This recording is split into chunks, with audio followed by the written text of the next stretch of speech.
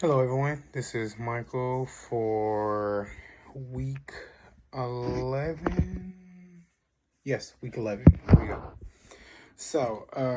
For this week's reading, what really stuck out to me was how clearly both authors show Broadway constantly reinventing itself. When you put chapter 6 next to chapter 11, I started to see patterns.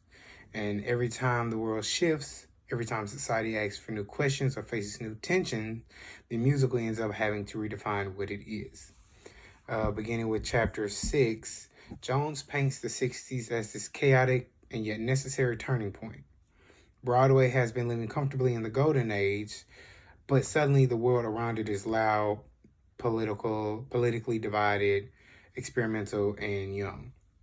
Youth culture especially becomes this huge force that we see happening. The same generation protesting the Vietnam War and marching for civil rights suddenly wasn't connecting with the polished optimism Broadway had been selling for decades. And that disconnect becomes a major pressure point in this chapter.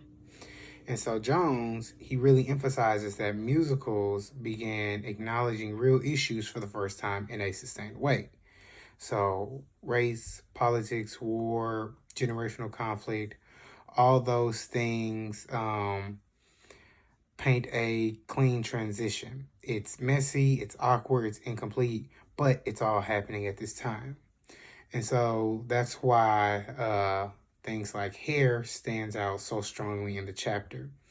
Jones, he treats it almost like a cultural shockwave. The rock music, the anti-war messaging, the diverse ensemble, the looser storytelling structure, all of these things, it wasn't just a new style.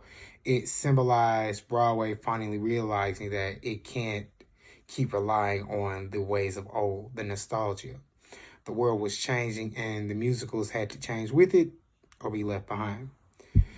And so in chapter 11, as I read that one, I see Stemple is coming at this same idea, but from the craft side.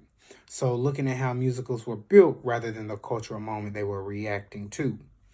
His whole discussion of the Great American Show Shop, it shows how creative teams started breaking rules long before the 60s, forcing Broadway to evolve publicly. The show shop method, it made musicals more collaborative, more fluid, and more open to experimentation. And I think that's why the boundary between musical comedy and musical plays start to blur in his examples. And so uh it began to talk about the pajama game and Gypsy as evidence in this flexibility as well. And this ties directly, or all of this rather, it ties directly into the conversation about Black and Jewish musicals during the 1960s.